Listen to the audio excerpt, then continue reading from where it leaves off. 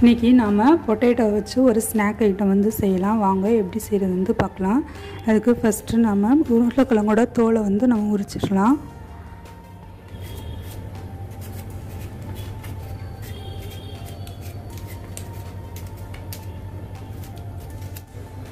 இப்போ 2 உருளைக்கிழங்கையும் தோல் சீவியாச்சு. இப்போ இதை வந்து நம்ம கழுவிடலாம்.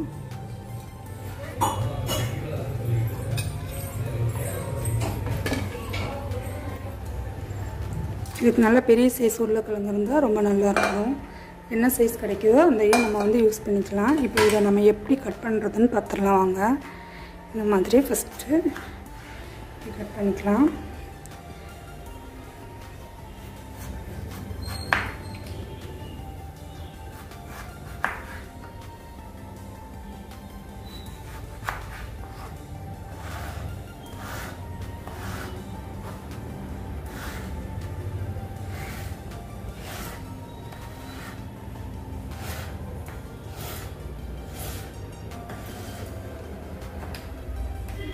இப்போ இந்த மாதிரி எல்லா உருளைக்கிழங்கையும் நான் கட் பண்ணிக்கிறேன். கட் பண்ணிவிட்டு உங்ககிட்ட காட்டுறேன். இப்போ உருளைக்கிழங்கு எல்லாத்தையும் நான் இந்த மாதிரி கட் பண்ணிட்டேன். இப்போ வந்து இதை நாம் கழுவி எடுத்துடலாம்.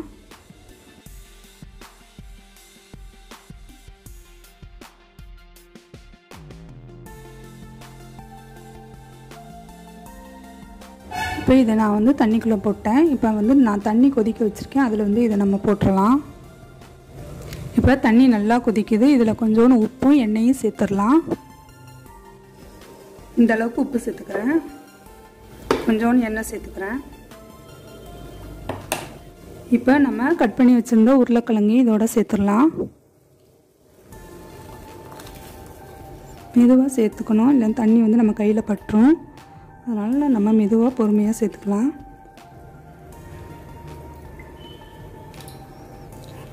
உருளைக்கிழங்கு சேர்த்ததுக்கப்புறமா ஒரு கொதி வந்ததுக்கப்புறமா நம்ம தண்ணி எல்லாத்தையும் வடிகட்டிடலாம். இப்போ உருளைக்கிழங்கு எல்லாத்தையும் சேர்த்தாச்சு. இப்போ ஒரு கொதி வரட்டும், அது வரைக்கும் நம்ம வெயிட் பண்ணலாம். இப்போ நல்லா கொதிச்சிருச்சு. இப்போ நம்ம அடுப்பை வந்து ஆஃப் பண்ணிடலாம். ஆஃப் பண்ணிவிட்டு தண்ணியை வந்து நம்ம வடிகட்டி எடுத்துடலாம்.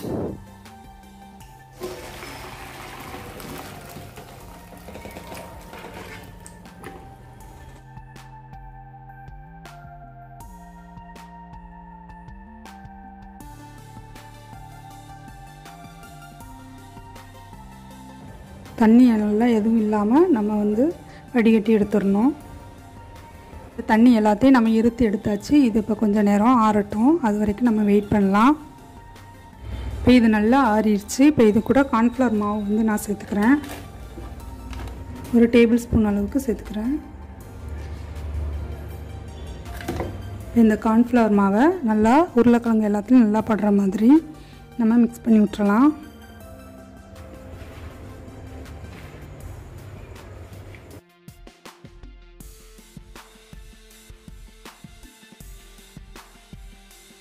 இப்போ இது எல்லாத்தையும் நல்லா மிக்ஸ் பண்ணியாச்சு. இப்போ இதை நம்ம எண்ணெயில் வந்து பொரிச்சு எடுத்துடலாம். அதுக்கு எண்ணெயை வந்து நான் ஹீட் பண்ண வச்சுருக்கேன். இப்போ நம்ம போட்டு பொரிச்சு எடுத்துடலாம். இப்போ எண்ணெய் நல்லா ஹீட் ஆகிடுச்சு. இப்போ நம்ம வந்து கார்ன்ஃப்ளவர் மாவில் புரட்டி வச்சுருந்த உருளைக்கிழங்கை வந்து சேர்த்து நம்ம பொரிச்சு எடுத்துடலாம்.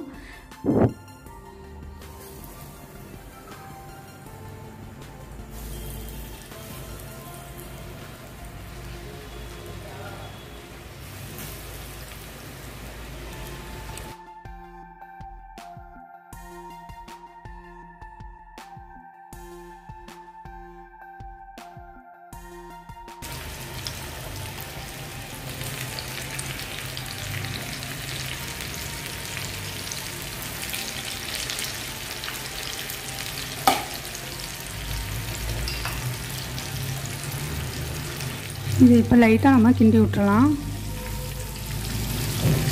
இது நல்லா கிறிஸ்பி ஆகிற வரைக்கும் நம்ம பொரிச்செடுக்கணும்.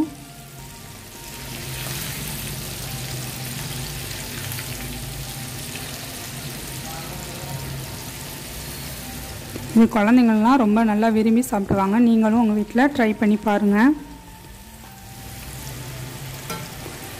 இது 5 மினிட்ஸ் தான் ஆகும் இது செய்கிறதுக்கு. நம்ம உருளைக்கிழங்கை கட் பண்ணி எண்ணெயில் போட்டு பொரிச்சு எடுத்தோம்னா ரொம்ப ஈஸியாக வந்து ரெடி ஆயிரும். ரொம்ப டேஸ்ட்டாகவும். இதுக்கு வந்து நல்லா ஃப்ரெஷ்ஷான உருளைக்கிழங்கு வந்து எடுத்துக்கோங்க. அப்போனா தான் நல்லா ஒயிட்டாகவே வரும், இல்லைன்னா கலர்லாம் கருப்பாகி ஒரு மாதிரி ஆகிடும். அதனால் நல்லா ஃப்ரெஷ் உருளைக்கிழங்காக எடுத்து இந்த டிஷ்ஷை வந்து நீங்கள் ட்ரை பண்ணி பாருங்கள். இந்த பபிள்ஸ்லாம் அடங்கினதுக்கப்புறமா நம்ம வந்து இதை எடுத்துடலாம்.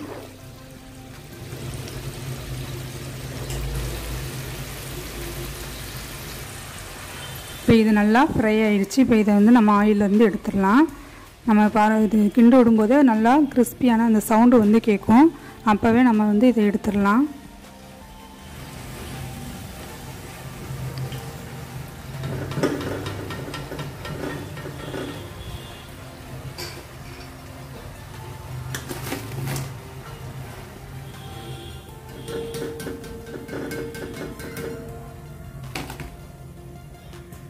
இதே மாதிரி மீதி இருக்கிறதையும் நம்ம பொரிச்சு எடுத்துடலாம்.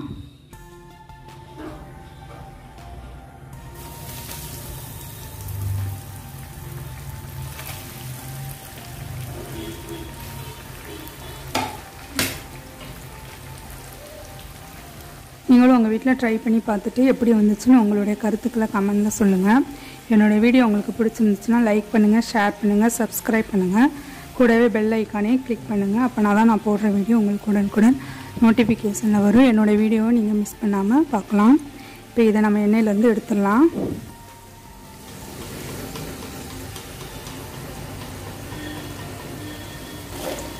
நம்மளுடைய ஃப்ரெஞ்ச் ஃப்ரைஸ் வந்து சூப்பராக தயாராகிடுச்சு. நீங்களும் உங்கள் வீட்டில் ட்ரை பண்ணி பாருங்கள். எவ்வளவு நல்லா கிறிஸ்பியாகவும் வெளியே உள்ளே வந்து நல்லா சாஃப்டாகவும் இருக்கும். நீங்களும் உங்கள்